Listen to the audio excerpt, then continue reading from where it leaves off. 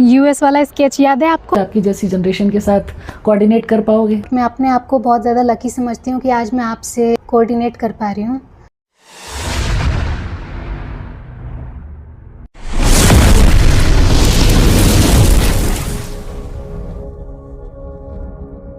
Hello guys, welcome back to my channel. तो आज मैं इतना रेडी हुई हूँ क्योंकि आज एक सरप्राइज है।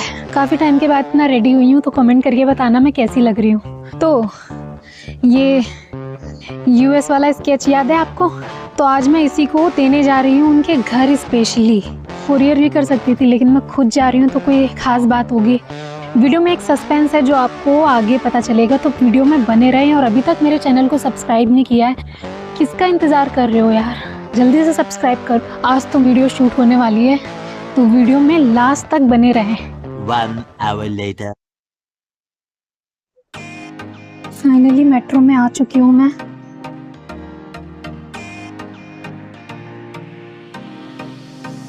रिट चौक आ चुकी हूँ और यहाँ पे पूरा क्राउड हो रखा है, खाली हो चुकी है। आउटडोर में पहली बार ऐसे शूट कर रही हूँ तो काफ़ी प्रॉब्लम्स आ रही हैं। सामान भी देखना है, फ़ोन भी देखना है, सब चीज़ देखना होता है, तो शूट करने में थोड़ी प्रॉब्लम हो रही है, और कुछ नहीं है। अब बाकी मैं आपको दिखाती हूँ पहुँचने के बाद। 2000 years later. कर चुकी हूँ और अपने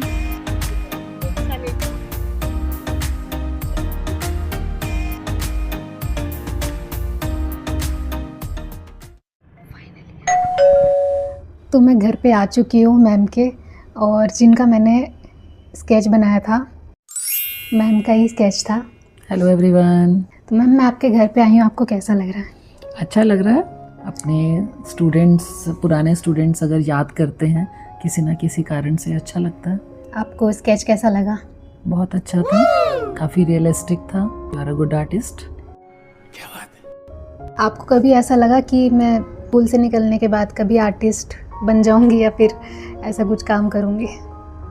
देखो, स्कूल में 12th तक जब बच्चे पढ़ते हैं, बेसिक स्टडी करते हैं, चाहे कॉमर्स लें, आर्ट्स लें या कोई भी सब्जेक्ट लें, ये ज़रूरी नहीं होता कि हर कोई डॉक्टर, इंजीनियर, सीए या कुछ एडवोकेट यही बने। बहुत सारे प्रोफेशंस हैं, तो बच्चे कहीं पे भी जा सकते हैं जहाँ उनका पैशन ले जाए। लेकिन हाँ, जब तक स्कूल में होते हैं, हर टीचर ये चाहती है कि वो उनके सब्जेक्ट में अच्छा करें। तू समझा? हाँ। नहीं, तू समझा नहीं। एक सफल आर्टिस्ट हो, एक अच्छी आर्टिस्ट हो। मुझे लगता है कि एक स्पेसिफिक सब्जेक्ट के रूप में हमें स्कूल में लाना चाहिए। मैंने स्टार्ट किया तब मैंने सोचा नहीं था कि मैं इस चीज़ में आगे जाऊंगी, पर जब मैं उस चीज़ में निकल आई तो मुझे कई सारी चीज़ें सीखने को मिली, कई सारी चीज़ें पता चली कि ऐसा भी होता है। तो अच्छा, सीखने की कोई उम्र नहीं होती है, अभी भी आप सीख रहे हो ना। जी, एक छोटा सा एग्जांपल आपको देना चाहूँगी कि मेरे क्लासमेट्स थे, तो उन्होंने कॉमर्स ली, तो उनके माइंडसेट ये है कि अगर उन्होंने कॉमर्स ली तो या तो उनको सीए बनना है या तो एक प्रोफेशनल अकाउंटेंट बनना है। तो ये ज़रूरी है क्या? बिल्कुल ज़रूरी नहीं है। आप बहुत सारी अपॉर्चुनिटीज़ हैं। 12th तक का तो एक बेसिक आपका वो बिल्डअप करता है, आपका एप्टीट्यूड उस चीज़ की तरफ, आपके अंदर उतनी विजडम आ जाती है। थोड़ा सा इंटरेस्ट आप 10th के बाद जब अपना सब्जेक्ट चूज़ करते हो, तब तक बच्चे को उतनी अपॉर्चुनिटीज़ पता भी नहीं होती हैं। अपनी कैपेबिलिटीज़ पे, अपने एप्टीट्यूड के बेसिस पे वो सब्जेक्ट ले लेते हैं। वो लिया हुआ सब्जेक्ट कहीं ना कहीं बाद में फ्यूचर में आपकी पर्सनैलिटी में रिफ्लेक्ट करता है, लेकिन वो आपका कैरियर डिसाइड करे ऐसा ज़रूरी नहीं है। आप कहीं भी जा सकते हैं, किसी भी फील्ड में जा सकते हैं। आप ग्रेजुएशन करने के बाद आईएएस बन सकते हैं, आईपीएस बन सकते हैं, आप डिफेंस सर्विसेज में भी जा सकते हैं। आप आर्ट्स वाले सारे सब्जेक्ट्स में, कोई ग्रेजुएशन करने के बाद टीचिंग लाइन में, किसी भी सब्जेक्ट की टीचिंग लाइन में जा सकते हो। तो देयर सो मेनी अपॉर्चुनिटीज़। आप अपना पैशन फॉलो कर सकते हो। अब तो बहुत ज़्यादा रास्ते खुल गए हैं। तो डिपेंड करता है बच्चे को किस चीज़ में इंटरेस्ट है और अपनी एप्टीट्यूड को और अपनी जो अंदर टैलेंट है उसको पहचानने की। बच्चे जो है वो अपने अंदर के हुनर को नहीं पहचान पाते हैं। वो कंपटीशन में भागते हैं, रेस में भागते हैं, ट्रेंड को फॉलो करते हैं कि अगर वो ऐसा कर रहा है तो हमें भी ऐसा करना चाहिए। हाँ, तो हम कोशिश करते हैं। अब आजकल तो स्कूल में हम करियर काउंसलिंग कराते हैं, काउंसलर्स को बुलाते हैं कि वो आपको रास्ते बताएं, लेकिन हम सिर्फ रास्ता बता ही सकते हैं स्कूल तक। उसके बाद उसको फॉलो करना, उसके बारे में पता करना और आपकी फैमिली सपोर्ट होना, वो बहुत ज़रूरी। तो बहुत ज़रूरी है। उसके लिए आपको अपने पेरेंट्स को कैसे कन्विंस करना है वो आप पर निर्भर करता है।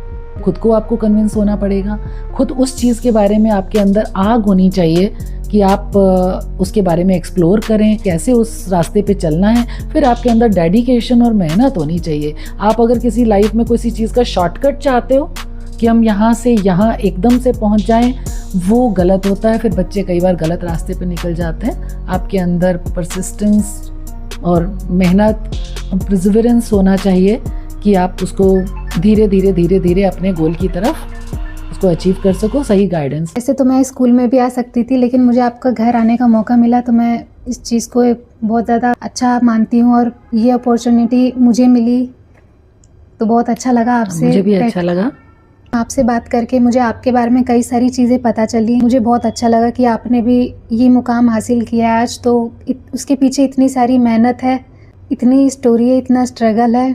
तो आप किसी छोटा सा मैसेज देना चाहेंगे कि अगर किसी को सक्सेस होना है तो उसे क्या करना चाहिए? सक्सेस के लिए अगर आपने कोई पाथ चुना है, अपना गोल डिसाइड करो, उसके बारे में जानो, रास्ता कहाँ तक पहुँचता है। मुश्किलें आती हैं, उन मुश्किलों से आगे आपको आगे बढ़ना है, उनको पार करना है और आपने पीछे नहीं हटना है। मेहनत करते चलो, रास्ते में बहुत सारे लोग भी आएंगे जो आपको पीछे खींचने की कोशिश करेंगे। आपको उनसे मैं ये नहीं कहूँगी कि लड़ना है। वो मुश्किलें, वो लोग, वो हो सकता है आपकी फैमिली से, आपसे घर से ही हों।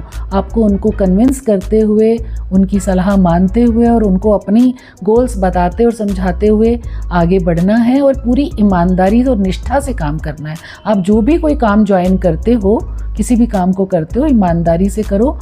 आपको सफलता ज़रूर मिलेगी, देर से सही पर मिलेगी ज़रूर। ये मेरा विश्वास है, क्योंकि मैंने इसको अपने जीवन में उतारा और धीरे स्टेप बाय स्टेप मैंने भी सफलता प्राप्त की है। छोटे छोटे गोल्स बनाओ, उसे अचीव करो। मेरी जनरेशन में कई सारे बच्चे ऐसे हैं जो मतलब छोटी छोटी परेशानियों से डर जाते हैं। मैं अपनी तारीफ़ नहीं करूँगी, पर मेरे टाइम के अभी सारे क्लासमेट्स मेरे इंजॉय कर रहे हैं और मैं अभी मेहनत कर रही हूँ। तो बेटा, अभी की हुई मेहनत आपको ज़िंदगी भर काम आएगी। मैंने अभी जैसे बताया ना, आजकल के बच्चों में पेशेंस कम है। बहुत जल्दी वो यहाँ से यहाँ एकदम से पहुँचना चाहते हैं और वो उनके उसमें दो चीज़ें आती हैं। वो या तो उस चीज़ को अचीव कर पाते हैं, अगर अचीव कर पाते हैं तो वो ज़रूरी नहीं है कि वो मेहनत का रास्ता हो और सही रास्ता हो।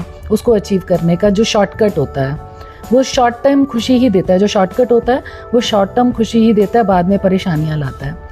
और अगर अचीव नहीं कर पाते तो वो डिप्रेशन में चले जाते हैं। इसलिए मेरा तो मंत्र ये है, कभी भी अपने टारगेट्स और अपने गोल्स को बहुत ऊंचा मत रखो। शॉर्ट टर्म गोल्स डिसाइड करो कि अब मुझे ये अचीव करना है। जब आप एक उस स्टेप पे वो वाला अचीव कर लो तो अगले पे करो। आपकी मेहनत ही आपको किसी दिन आपके ड्रीम पर, उस मुकाम पर पहुंचाएगी जो आपने कभी ड्रीम में सोचा है। पर सब्र रखो, आपको ज़रूर मिलेगी आपकी मंजिल।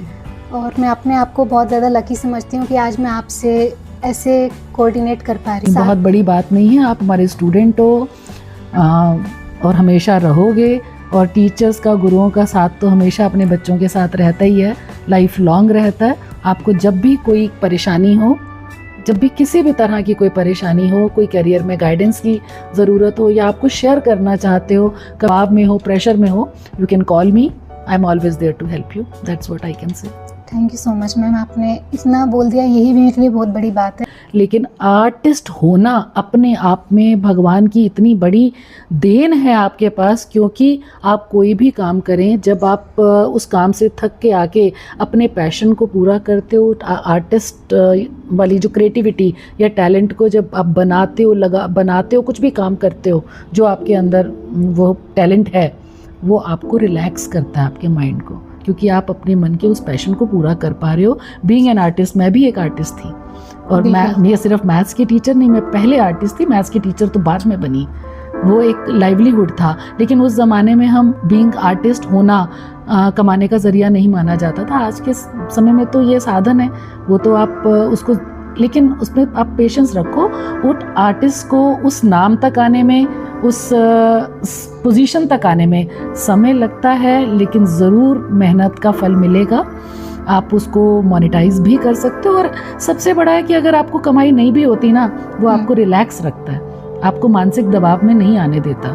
खुशी मिलती है कि नहीं मिलती, मुझे बिल्कुल, बताओ। वो शांति मिलती है, वो और कहीं नहीं मिलती। बस सबसे बड़ी बात है, आपको भगवान की इतनी बड़ी देन है कि आपके अंदर वो टैलेंट है, तो कई उसी से लोग आप खुश सीखते रहो। हैं। आप हट करके कुछ कर रहे हो, नहीं तो खाली बैठे क्या करते हो? या तो आप अपने जो आपको नहीं मिला उसके बारे में सोचते रहते हो, परेशान होते हो, मानसिक दबाव में आते हो, या क्या करोगे? खाली बैठ के बिना मतलब कि इंस्टाग्राम की रील्स देखोगे। वो औरों की रील्स देखने से बेहतर है ना आप अपनी रील्स बना रहे हो, अपनी क्रिएटिविटी की रील्स बना रहे हो। That is a positive way, take it positive, stay positive, stay blessed. हमारा आशीर्वाद हमेशा आपके साथ है। मैंने देखा आपके घर में कई सारी चीज़ें आर्टिस्टिक है, तो अगर आपको दोबारा मौका मिले आर्ट दोबारा कंटिन्यू करने को, तो आप करोगे? बिल्कुल, मेरा जब भी मुझे, क्योंकि अब स्कूल की टीचिंग के साथ और ट्रैवल के साथ, क्योंकि आपको पता है स्कूल कितना दूर है, आपने देख ही लिया आज, तो वो ट्रैवल के साथ उतना टाइम और एनर्जी नहीं रहती। लेकिन हाँ, जब मैं स्कूल से फ्री हो जाऊंगी, रिटायर हो जाऊंगी, तो मेरे बहुत सारे पैशन हैं अलग अलग तरीके के। ड्राइंग, स्केचिंग तो था ही, मेरा पहला प्यार था। उसके अलावा इस दौरान मेरे बहुत सारे और नए नए दूसरे, तीसरे, चौथे प्यार आर्टिस्ट फॉर्म में, क्रिएटिविटी में बन गए इस दौरान। तो मैं कुछ ना कुछ अपना पैशन ज़रूर फॉलो करूँगी। इसमें घूमना फिरना भी मेरा एक पैशन है, उसको भी पूरा करूँगी। जो भी मेरे से बन पड़ेगा, अपने आप को बिज़ी अपनी क्रिएटिविटी में रखूँगी। मतलब अपने आप को एक्सप्लोर करते रहो, रुको मत। मैं इतना बिजी रहने के बावजूद भी अपने पैशन को फॉलो करती हूँ। मुझे नई नई चीज़ें सीखना अच्छा लगता है। और मैंने कोविड टाइम में भी टेक्निकल पार्ट जो है, ये जो टेक्निक्स हैं आजकल की, सोशल मीडिया और ये सब चीज़ें, मैं पहले बिल्कुल ज़ीरो थी उनमें। कोविड में सब सीखा और इक्विप बनाया आजकल के ज़माने के हिसाब से। मेरे अंदर कभी भी ये नहीं रहा कि कोई कहता है कि अरे अब हम क्या सीखेंगे, हमारी इतनी उम्र हो गई। तो मेरे मन में ये कभी नहीं आता, सीखने की कोई उम्र नहीं होती, बस आपके अंदर इच्छा होनी चाहिए। और मैंने अपने पैशन को फॉलो करती हूँ। जब भी जो चीज़ नई सीखने का मौका मिलता है, वो चाहे किसी से भी, आप मेरे से छोटे हो, मेरे मन में कभी ये नहीं आता कि आप छोटे हो, आपसे थोड़ी मुझे सीखने को मिलेगा। कोई भी सिखा सकता है, कोई भी टीचर, जहाँ से आपको सीखने को मिले सीखते चलो, नॉलेज इकट्ठी करते रहो, ज्ञान कभी ना कभी कहीं ना कहीं काम आता है। ये चीज़ मुझे बहुत अच्छी लगी आपकी। कई लोग हार मान जाते हैं, जैसा कि आपने बताया कि लोग कहते हैं कि उम्र हो गई है, अब क्या करेंगे करके। तो ये चीज़ को अगर अवॉइड किया जाए तो इंसान, हर कोई सक्सेस हो सकता है अपनी लाइफ में। Every day you are polishing yourself. और आप अपने ज़माने के हिसाब से ये अगर सोच के चलोगे, हमारे ज़माने में तो ऐसा होता था, आजकल ऐसा होता है, तो आपको एक बैलेंस बना के चलना है। नई चीज़ें सीखोगे तभी तो नई चीज़ों की अच्छाई, बुराई और पुरानी चीज़ों में क्या कमी, उसके बीच में बैलेंस बनाते हुए आप आगे बढ़ पाओगे, तभी आपकी जैसी जनरेशन के साथ कोऑर्डिनेट कर पाओगे। तो मैम का मैथ्स का एक चैनल है, तो मैम आप अपने चैनल का नाम बताइए। हाँ, चैनल मैंने बनाया था कोविड टाइम में, बहुत शौक से बनाया था। चैनल का नाम है मैथोफीलिया बाय वीना ढींगरा। मैथोफीलिया मतलब मैथ से प्यार। और मेरा उस समय पर्पस यही था कि जब तक बच्चे मैथ से प्यार नहीं करेंगे, उससे मैथ्स का डर नहीं भागेगा, तब तक वो मैथ्स नहीं सीख सकते। उसी ऑब्जेक्टिव से एक्टिविटी बेस्ड ये मैंने चैनल शुरू किया था। लेकिन अनफॉर्चुनेटली मैं बहुत सारी वीडियोस अपलोड नहीं कर पाई समय की कमी के कारण। स्कूल का शेड्यूल बहुत ही हैवी हेक्टिक हो जाता है। तो मेरी वो भी इच्छा है कि जैसे ही मुझे समय मिलेगा, मेरी बहुत सारे वीडियोस की तैयारी है मगर मैं रिकॉर्ड नहीं कर पा रही हूँ। जैसे ही समय मिलेगा मैं बहुत सारी वीडियोस मैथोफीलिया पे अपलोड करने वाली हूँ। आप मैम के चैनल को ज़रूर सब्सक्राइब करें। Thank you for recommendation.